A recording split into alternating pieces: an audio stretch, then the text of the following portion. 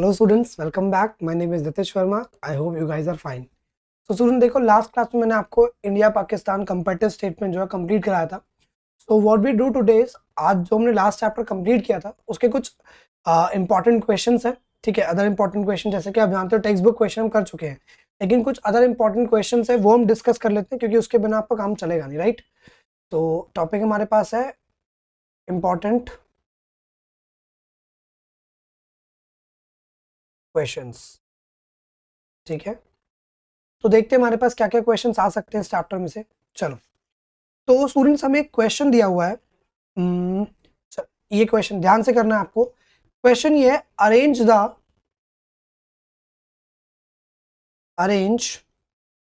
The following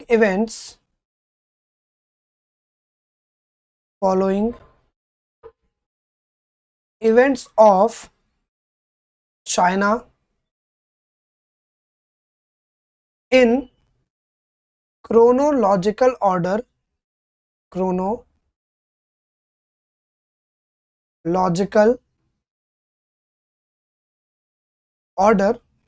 and choose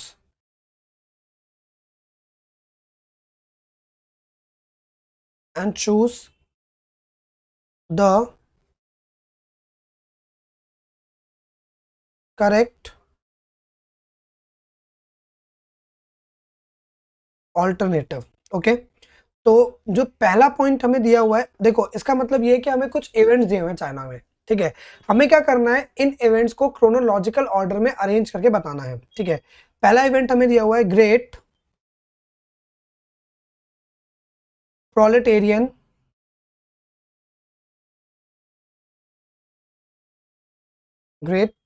proletarian cultural,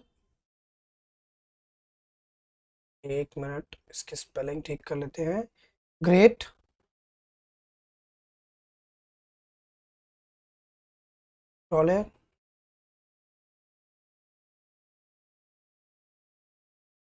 proletarian cultural revolution, right. First event हमें ये दिया हुआ है। ठीक है, सेकेंड इवेंट हमें स्टूडेंट्स दिया हुआ है ग्रेट लीप फॉरवर्ड कैंपेन। मैं GLF लिख रहा हूं इसको, great leap forward campaign.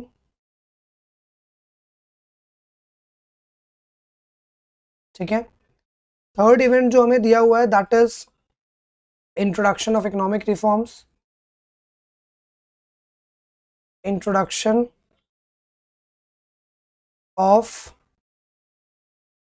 Economic reforms. Okay, fourth event जो स्टूडेंट्स हमें दिया हुआ है that is first 5 year plan, first 5 year plan.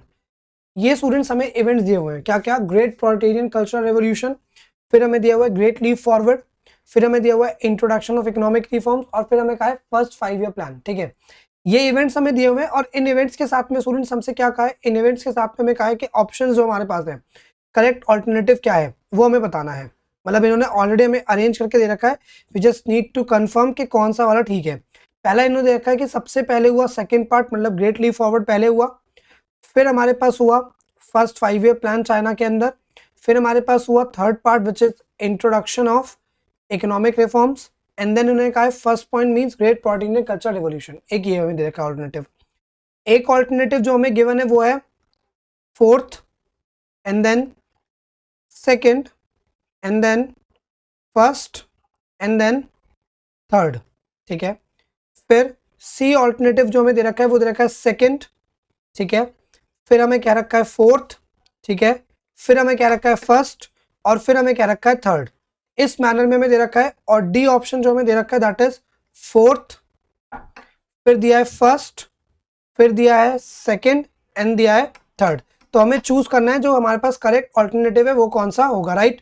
ठीक है, देखो एक बार जरा।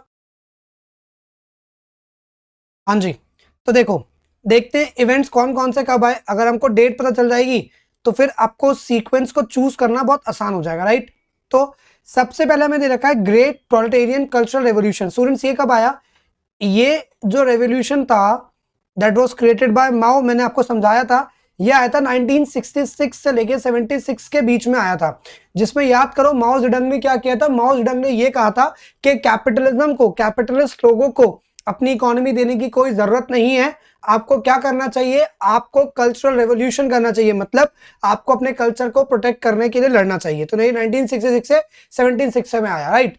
जीएलएफ कैंपेन की अगर मैं आपसे बात करूं तो ये कब आया, ये आया 1958 में, ठीक है। इंट्रोडक्शन ऑफ इकोनॉमिक रिफॉर्म्स ये कब हुए स्टूडेंट्स, ये हुए 1978 में, ठीक है। और फर्स्ट 5 ईयर प्लान चाइना में कब आया स्टूडेंट्स, 1953 में। तो सीक्वेंस क्या है हमारे पास, ये है सबसे पहला।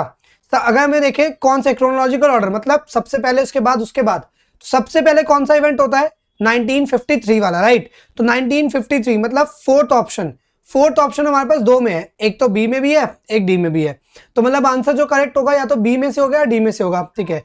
सेकंड ऑप्शन क्या है स्टूडेंट, 1958 मतलब फोर्थ के बाद सेकंड, तो स्टूडेंट फोर्थ के बाद सेकंड कौन सा है, ये मतलब इसका करेक्ट ऑल्टरनेटिव कौन सा हो गया, बी पार्ट। तो देख लेते हैं, क्योंकि फोर्थ फिर सेकंड फिर फर्स्ट और फिर थर्ड, तो ये आपके पास हो गया क्वेश्चन। तो देखो वैसे हमारे पास ये गाइडलाइंस है कि हमें डेट्स को याद नहीं रखना, ठीक है, लेकिन फिर भी देखो अगर डेट पूछेंगे डायरेक्ट नहीं, लेकिन आपको डेट नहीं पता होगा तो ऐसे क्वेश्चंस आप नहीं कर पाओगे, राइट। चलो नेक्स्ट क्वेश्चन देखते हैं हमारे पास क्या है। ओके तो स्टूडेंट्स नेक्स्ट क्वेश्चन हमें दे रखा है, introduction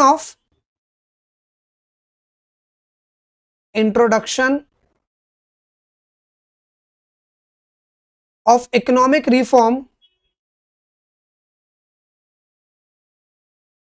economic reform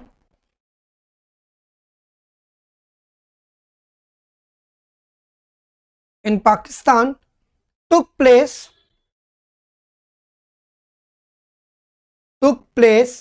in dash, ठीक है। आपसे ये पूछा है, ये बताओ कि इकोनॉमिक रिफॉर्म जो है पाकिस्तान में कब लिए गए। तो स्टूडेंट्स पाकिस्तान में कब लिए गए थे, 1988 में। पाकिस्तान के इकोनॉमिक रिफॉर्म कब हुए, 1988 में। चाइना के कब हुए, 1978 में। और इंडिया के इकोनॉमिक रिफॉर्म कब हुए थे, इंडिया के इकोनॉमिक रिफॉर्म हुए 1991 में। चलो नेक्स्ट क्वेश्चन देखते हैं हमारे पास क्या है। ओके क्वेश्चन स्टूडेंट हमारे पास ये दे रखा है, ये काफी अच्छा क्वेश्चन है। What was the alternative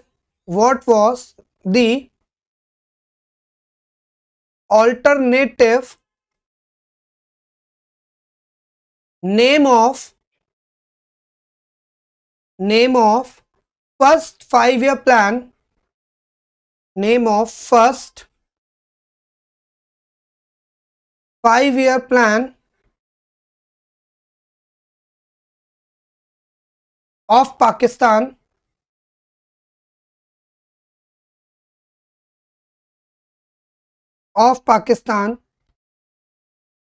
in 1956, ठीक है। तो क्वेश्चन ये है कि पाकिस्तान के पहले 5 ईयर प्लान का ऑल्टरनेटिव नेम क्या था। 5 सेकंड दूंगा, सोच के बताओ। 5 4 3 2 1। तो स्टूडेंट याद रखना आंसर हमारे पास क्या है, पाकिस्तान ने जो पहला 5 ईयर प्लान दिया था उसका नाम रखा था medium term plan, medium term plan, ठीक है। चलो नेक्स्ट क्वेश्चन देखते हैं हमारे पास क्या दे रखा है। क्वेश्चन ये है, the great leap forward, the great leap forward means the GLF campaign focused on, campaign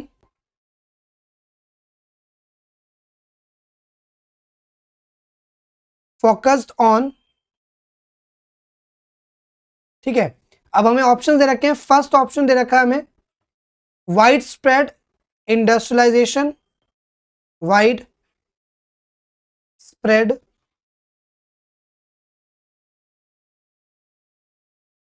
industrialisation, ठीक है। बी ऑप्शन जो हमें दे रखा है वो क्या है, that is new agricultural strategy, new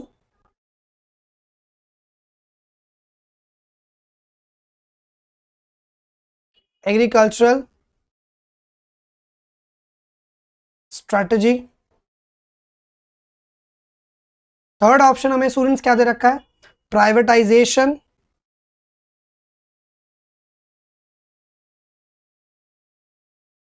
और फोर्थ ऑप्शन हमें क्या दे रखा है, इकोनॉमिक रिफॉर्म्स।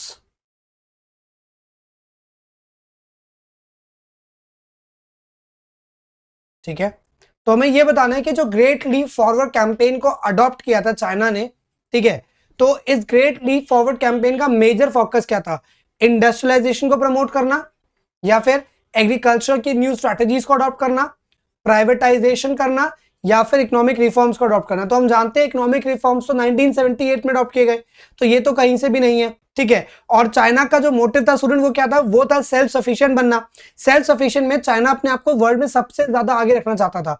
इसके लिए चाइना ने क्या किया था स्टूडेंट्स, इसी चीज को अडॉप्ट करने के लिए चाइना ने अपनी एग्रीकल्चरल इकोनॉमी को पूरी तरह से ट्रांसफॉर्म करने की कोशिश की, किसमें, इंडस्ट्रियलाइजेशन के अंदर, इंडस्ट्रीज के अंदर। ठीक है, तो मतलब जो ग्रेट लीप फॉरवर्ड कैंपेन हुआ, इसका मेजर फोकस क्या था, इसका मेजर फोकस था इंडस्ट्रियलाइजेशन को प्रमोट करना। ठीक है, तो मतलब जीएलएफ का मेन फोकस क्या था, इंडस्ट्रियलाइजेशन को प्रमोट करना। और मेनली किस तरह की इंडस्ट्रीज को प्रमोट किया था, मेनली चाइना ने इंडस्ट्रीज प्रमोट की थी स्टील वाली।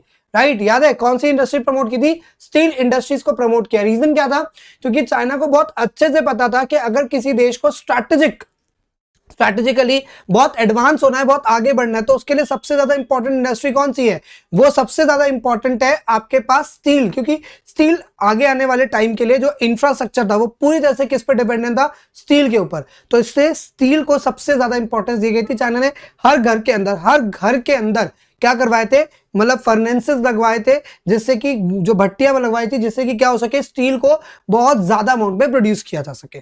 ठीक है, तो ये जीएलएफ का मेन क्या था, मोटिव था। ठीक है, ओके, चलो नेक्स्ट क्वेश्चन देखते हैं क्या दे रखा है। नेक्स्ट क्वेश्चन स्टूडेंट हमें कहा गया है, human development index, human development index measures dash of economy. जो ह्यूमन डेवलपमेंट इंडेक्स है वो इकोनॉमी में इस चीज को मेजर करता है, जिसमें पहला ऑप्शन हमें क्या दिया हुआ है, पहला ऑप्शन हमें दिया हुआ है quality of life,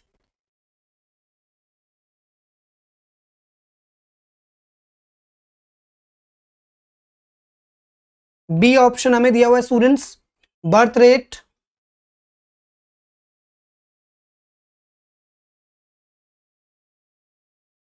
C option हमें दिया हुआ स्टूडेंट्स डेथ रेट,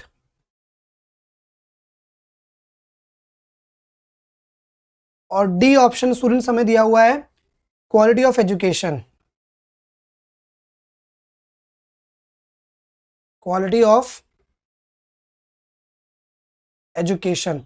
तो ह्यूमन डेवलपमेंट इंडेक्स स्टूडेंट किसको मेजर करता है, बिल्कुल सही सोच रहे हो आप, क्वालिटी ऑफ लाइफ को। क्योंकि क्वालिटी ऑफ लाइफ के अंदर ऑलमोस्ट हम फिर क्या करते हैं, जितने भी बाकी सारे इंडिकेटर होते हैं, जैसे लिबर्टी इंडेक्स हो गया, या फिर हैप्पीनेस इंडेक्स हो गया, या फिर सैनिटेशन हो गया। ठीक है, तो इस तरीके की जितनी भी चीजें ह्यूमन लाइफ को अपलिफ्ट करती हैं, ठीक है, उसकी क्वालिटी ऑफ लाइफ को एनहेंस करती हैं, वो सब चीजें किसमें आती है, ह्यूमन डेवलपमेंट इंडेक्स के अंदर। ठीक है, चलो नेक्स्ट क्वेश्चन देखते हैं हमारे पास क्या आया हुआ है, और क्या हो सकते हैं क्वेश्चन के पास हमारे पास। ओके, अब हमें एक क्वेश्चन दे रखा है जो कि बेसिकली क्या है, मैच द फॉलोइंग की फॉर्म में है। ठीक है, मैं लिखूंगा, आपको मैच करना है, सोचना है कि किससे क्या मैच करेगा। तो यहां पे हमें दिया हुआ है इंडिया 1, 2 हमें दिया हुआ है पाकिस्तान,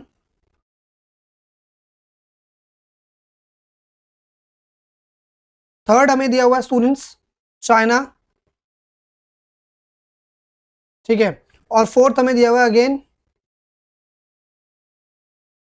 इंडिया। ओके, इंडिया में सबसे पहले ए पार्ट हमें इंडिया के सामने दिया हुआ है, इकोनॉमिक रिफॉर्म से 1997, इकोनॉमिक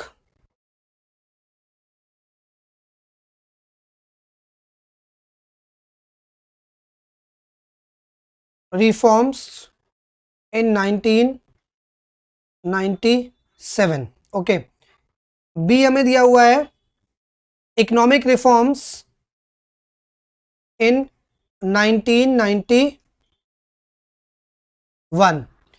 सी पार्ट स्टूडेंट्स हमें दिया हुआ है इकोनॉमिक रिफॉर्म्स इन 1978 और डी हमें दिया हुआ है economic reforms in GST rolled out in 1999। Sorry,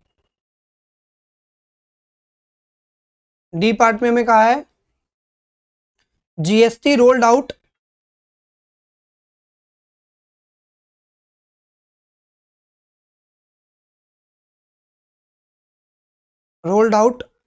इन 1999। अब सुन देखो इसमें करना क्या है।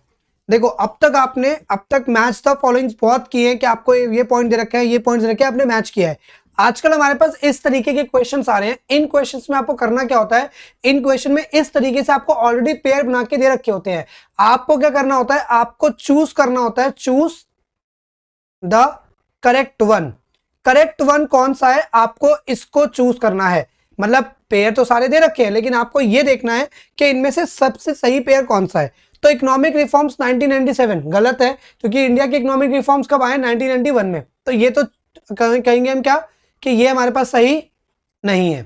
पाकिस्तान ने अपने इकोनॉमिक रिफॉर्म्स को 91 में अडॉप्ट किया, ये भी सही नहीं, क्योंकि पाकिस्तान ने इकोनॉमिक रिफॉर्म्स कब अडॉप्ट किया, 1988 में।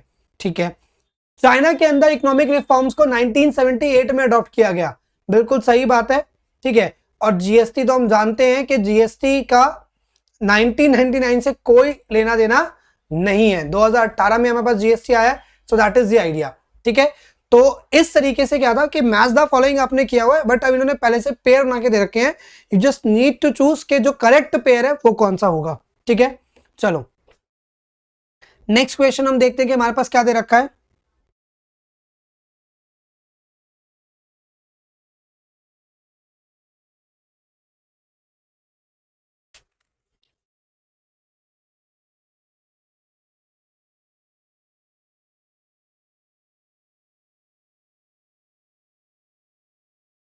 ओके, तो एक क्वेश्चन स्टूडेंट हमें दे रखा है, the phenomena of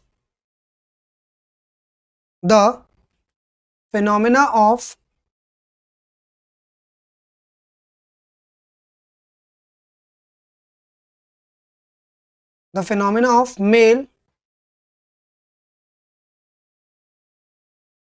child preference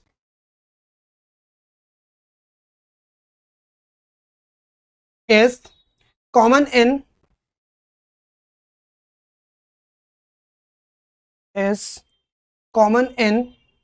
many developing countries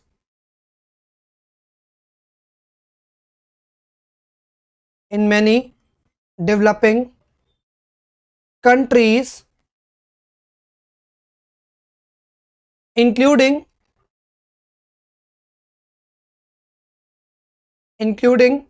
India,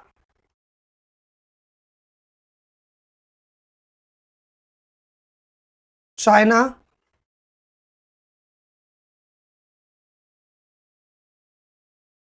and Pakistan. Why do people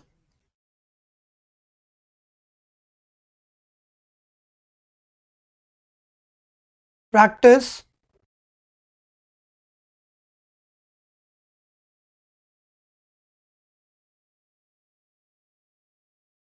discrimination between male and female child? ठीक है स्टूडेंट्स, क्वेश्चन पढ़ो, 10 सेकंड का टाइम दे रहा हूं, 10 सेकंड में सोचो और अपना आंसर जो भी है वो लिख के रखो, फिर डिस्कस करते हैं। राइट,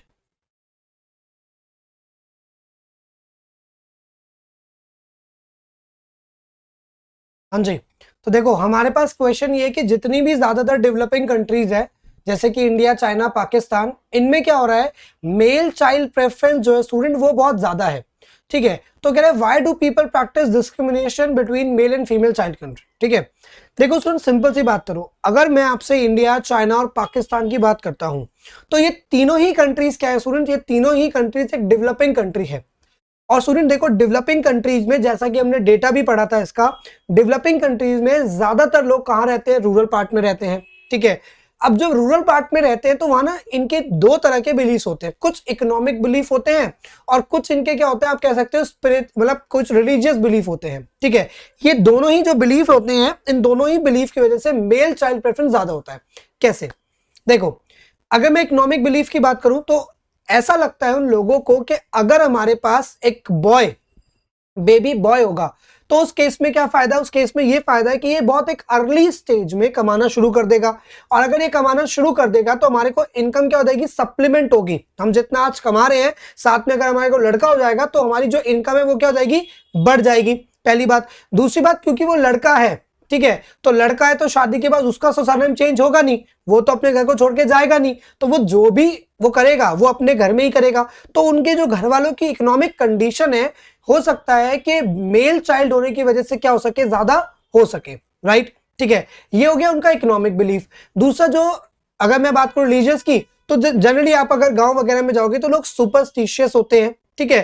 थोड़ी सी उनकी क्या होती है, थोड़ी सी उनकी जो सोच होती है वो ट्रेडिशनल होती है, उसकी वजह से उनको ये लगता है कि जो बच्चे तो भगवान का रूप होते हैं, ठीक है, इसमें हम ह्यूमंस तो कुछ कर नहीं सकते, because of that reason as well, ठीक है, उनकी प्रेफरेंस किसकी होती है, मेल चाइल्ड की होती है। क्योंकि पुराने समय से चला आ रहा है कि भाई लड़के होंगे तो अच्छा रहेगा, ठीक है, लड़कियों की तो शादी हो जाएगी, उनको बाहर भेजना पड़ेगा। तो वो जब बेबी गर्ल के बर्थ से ही वो क्या लेके चलते हैं, वो एक परसेप्शन लेके चलते हैं कि भाई baby girl is a liability, क्योंकि समडे और दी अदर इसकी शादी हो जाएगी जिसमें डाउरी के पैसे भी देने पड़ेंगे, which is an illegal practice at all, लेकिन स्टिल आपको भी पता है, मुझे भी पता है, हमारे देश में आज भी चलता रहता है, ठीक है। प्लस इसी के साथ साथ भाई अगर लड़की है तो एक लाइबिलिटी है, इसको पढ़ा लिखा देंगे, उसके बाद शादी कर देंगे, तो इसका बेनिफिट हमें क्या मिलने वाला है। तो मतलब एज अ पेरेंट पार्ट पे अगर मैं बात करूं स्टूडेंट, आजकल भी लोग बहुत बहुत गलत करते हैं, ठीक है। होपफुली आप भी अर्बन एरिया में, मैं भी अर्बन एरिया में हूं, तो शायद हमारे यहाँ पे दिखता है कि हमारे पेरेंट्स हमें बहुत सपोर्ट कर रहे हैं, ठीक है। हमारे पेरेंट्स किसी भी तरीके से आपकी सिस्टर को या आप खुद आपको पढ़ा रहे हैं, आप अगर एक मान लो मैं आपसे कहता हूं कि आप एक लड़की और आप ये वीडियो देख रहे हो, तो आपको पता है आपके पेरेंट्स आपको पढ़ा रहे हैं, तभी उन्होंने आपको वीडियोस दिला के भी पैसा खर्च किया सब तरीके से। लेकिन आज भी रिमोट पार्ट में, रूरल पार्ट में लड़कियों को निकलने नहीं दिया जाता, ठीक है। कुछ हमारी सोसाइटी ऐसी है कि इनसिक्योरिटी पेरेंट्स जो है वो फील करते हैं, ठीक है। और जो सबसे बड़ी बात है स्टूडेंट, वो है मेल डोमिनेंट सोसाइटी हमारी, ठीक है, जिसकी वजह से कहीं ना कहीं पेरेंट्स जो है वो थोड़ा सा रिलक्टेंट है, किसको लेकर के, बेबी गर्ल को लेकर के और गर्ल चाइल्ड को लेकर के, ठीक है। तो just because of these all reasons basically क्या होता है स्टूडेंट, मेल चाइल्ड प्रेफरेंस जो है वो इन तरफ देशों में क्या देखा जाता है, बहुत कॉमनली देखा जाता है। और साथ साथ में स्टूडेंट्स उनको क्या लगता है, अगर हमारे पास कोई भी अगर मेल चाइल्ड नहीं है, तो उस केस में क्या होगा, कल को जो मेरी प्रॉपर्टी पूरी की पूरी है, वो प्रॉपर्टी मैं किसको दूंगा, उसका कोई लीगल एयर नहीं बचेगा। क्योंकि भाई लड़की का क्या है, वो तो लड़की आपके पास वो क्या मानते हैं, वो हमारी लाइबिलिटी, क्योंकि इसको तो शादी करके कहीं और भेज देंगे, तो इसका तो वही पूरी की पूरी दुनिया होगी। मतलब एक तरीके से हम कट ऑफ करने की कोशिश करते हैं आफ्टर मैरिज, जो कि बहुत गलत है।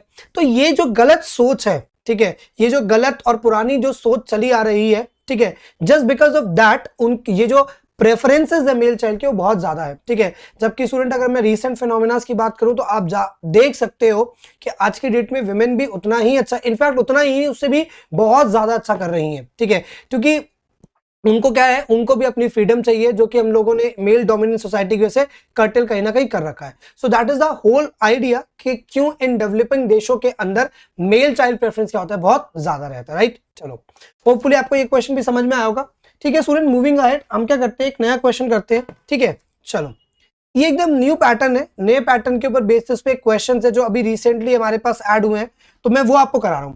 आपको क्वेश्चन कुछ इस तरीके से आएंगे कि compare and analyze the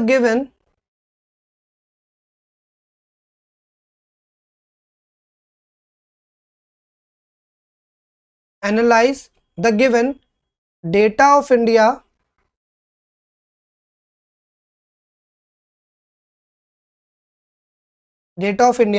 and China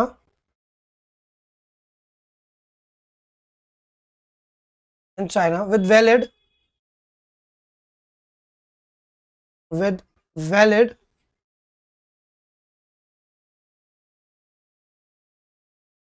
arguments, okay.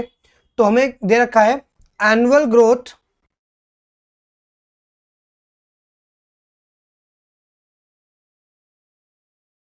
Annual growth of GDP percent 1918 से 2017, ठीक है। और डेटा में दे रखा है कि कंट्री, ओके, फिर ईयर दे रखा है 1980 से 90 की ग्रोथ दे रखी है, और फिर कहा है 2015 से 2017, ठीक है। कंट्री के नाम हमें दे रखे हैं इंडिया एंड चाइना। इंडिया का डेटा जो हमें दे रखा है दैट इज 5.7, और चाइना का जो 15 से 17 दे रखा है 7.3, चाइना का दे रखा है 10.3, और इसमें इंडिया का दे रखा है, चाइना का दे रखा है 6.8। तो स्टूडेंट ये इन्फॉर्मेशन जो है हमें गिवन है। इसी तरीके से आपको इन्फॉर्मेशन गिवन होगी, थोड़ा सा आपको और कॉम्प्लिकेट करने के लिए बोलेंगे कि भाई ऐसा है कि वर्ल्ड बैंक की रिपोर्ट में ऐसा लिखा हुआ आया था, या आईएमएफ की रिपोर्ट में ऐसा लिखा हुआ आया था, या फिर ये बोलेंगे इकोनॉमिक टाइम्स की रिपोर्ट में ऐसा लिखा हुआ आया है। कोई भी सोर्स आपको दे देंगे ताकि आपको ऐसा लगेगा अरे यार ये क्या क्वेश्चन पूछ लिया। तो ये कुछ नहीं है, ये सबसे ज्यादा आपके पास आसान क्वेश्चन है। स्टूडेंट करना क्या है, जो भी इंफॉर्मेशन आपको दे रखी है, ठीक है, ये जो इन्फॉर्मेशन आपको दे रखी है, इस इन्फॉर्मेशन को आपको यूज करना है और एक कंक्लूजन पार्ट के तौर पे, ठीक है, इस इंफॉर्मेशन को हम क्या करेंगे स्टूडेंट्स, इस इंफॉर्मेशन को हम यूज करेंगे और एक कंक्लूजन पार्ट के तौर पे हमें जस्ट क्या करना है, अपने आंसर को डेवलप करना है, ठीक है। अब वो हम करेंगे कैसे, वो बात कर लेते हैं। देखो सबसे पहले स्टूडेंट अगर हम इस पर्टिकुलर क्वेश्चन को देखें तो हमें करना क्या है, हमें जस्ट ये बताना है कि 80 से 90 में इंडिया का क्या स्टेटस था, 15-17 में क्या स्टेटस है, चाइना का 80-90 में क्या स्टेटस था, और 15-17 में क्या स्टेटस है। बस इसको मैंने क्या कहा, आपको जस्ट एक नॉर्मल लैंग्वेज में इंग्लिश को यूज करते हुए डेटा इंटरप्रिटेशन करना है, ठीक है। तो हम कैसे कर सकते हैं, देखो सबसे पहले अगर हम चाइना के, मतलब देखो हमेशा शुरू करने के लिए पॉजिटिव से शुरू किया जाए तो हमेशा सही रहता है। तो अगर हम चाइना को लेके देखें तो हम ये कह सकते हैं भाई अबव इंफॉर्मेशन के बेसिस पे what we can conclude, we can simply conclude कि जो चाइना है, चाइना ने क्या करा है, चाइना ने अपनी ग्रोथ को बहुत फॉस्टर किया है, ठीक है। हम देखें इस बात को, मतलब चाइना किस रेट पे ग्रोथ कर रहा है, चाइना की जो ग्रोथ रेट है वो ऑलमोस्ट क्या है, डबल डिजिट ग्रोथ। मतलब हम ये कह सकते हैं जहां पे दुनिया को इस टाइम, इस एरा में जहां दुनिया सिंगल डिजिट ग्रोथ 5% की भी ग्रोथ नहीं कर पा रही थी, उस टाइम पे चाइना डबल डिजिट के साथ क्या कर रहा था, ग्रोथ कर रहा था। हालांकि लेटर ऑन धीरे धीरे आते आते 2015 से 17 आते आते हम क्या देख सकते हैं, वी कैन इजीली एनालाइज कि चाइना की जो ग्रोथ रेट है वो क्या हो गई है, वो ऑलमोस्ट क्या हो गई है, कम हो गई है, हाफ पे आ गई है, ठीक है। तो हमने इस तरीके से क्या किया, इस तरीके से हमें मेंटेन करना है कि पहले हमने चाइना का एक पॉजिटिव बता दिया, ठीक है, बहुत अच्छी बात है, और फिर इस तरीके से अब इसी को और क्रिस्पी बनाने के लिए हमने क्या कहा, लेकिन अगर उसी टाइम में हम देखें कि इंडिया, तो इंडिया ने भी कुछ बुरा नहीं किया, क्योंकि 80-90s में इंडिया 5.7% पे था, जबकि 15-17 आते आते इंडिया की ग्रोथ रेट कितनी हो गई है, 7.3।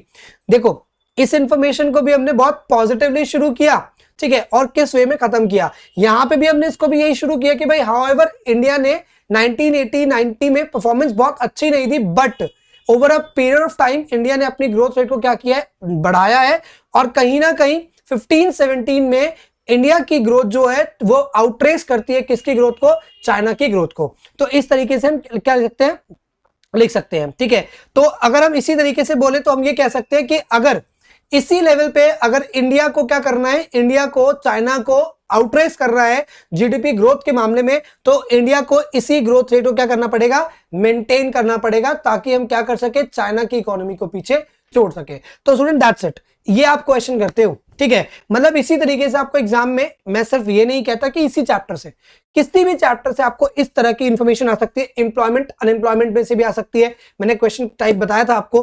तो किसी भी एक चैप्टर से क्या हो सकता है, आपको इसी तरीके से एक रैंडम जो इन्फॉर्मेशन है वो आ सकती है।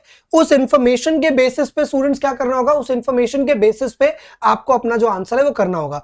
मतलब इसके लिए कहीं से भी कोई प्रिपरेशन नहीं करनी, you just need to pick those crispy lines, थोड़ी अच्छी लाइंस, थोड़े अच्छे सिनोनिम्स यूज करने होंगे, डेटा इंटरप्रेट करना आना चाहिए। मैंने यहाँ पे आपको टेबुलर फॉर्म में दिया है, ऐसा हो सकता है कि हमारे एग्जाम में हिस्टोग्राम बने हुए आ जाए, ऐसा भी हो सकता है कि हमारे एग्जाम में पॉलीगन बना हुआ आ जाए, ठीक है। ऐसा हो सकता है कि हमारे एग्जाम में पाई चार्ट बना हुआ आ जाए, मतलब आने को कोई भी किसी भी तरह की जो इंफॉर्मेशन है वो आ सकती है, लेकिन जो पैटर्न रहेगा एक्सप्लेनेशन का वो that is going to be the same pattern रहेगा कि अब टेबल के अंदर अगर हम देखें एनालाइज करके तो टेबल से हमें ये पता चलता है कि पहले ये ग्रोथ था और फिर ये था। मैंने चाइना से शुरू किया, आप चाइना से ना शुरू करना चाहो तो आप इंडिया से शुरू कर सकते हो जैसा कि टेबल में गिवन है, ठीक है, या जो भी आपको ठीक लगे, ठीक है। तो ये स्टूडेंट्स क्या हो गए हमारे पास अदर इंपॉर्टेंट क्वेश्चंस हो गए, मैच द फॉलोइंग आपके पास हो गए, ठीक है, फिल इन द ब्लैंक्स की फॉर्म में हो गए, एमसीक्यू फॉर्म में भी हो गए और एक्सप्लेनेशन की फॉर्म में भी हो गए और जो लेटेस्ट पैटर्न है वो भी हो गया, ठीक है। बट अगेन जैसा कि मैं हमेशा कहता हूं we are not done yet, आपको भी बहुत सारे मल्टीपल क्वेश्चंस की प्रैक्टिस करनी होगी। जब आप बहुत सारे मल्टीपल क्वेश्चंस की प्रैक्टिस करोगे तभी आपको जो कमांड है, ठीक है, only then you will hands on it, ठीक है, वरना कोई फायदा नहीं होगा। एक क्वेश्चन आपने ऐसा कर लिया, अब आप सोचो सर ने समझा दिया हम तो खुद कर लेंगे, तो ऐसा नहीं होगा। एटलीस्ट 3 4 5 6 क्वेश्चन को लिख करके प्रैक्टिस करना, मैच करना अलग अलग बुक से कि भाई आप जो लिख रहे हो वो किस लेवल तक अच्छा है, कितना आपका मैच करता है, राइट, ठीक है। थैंक्स।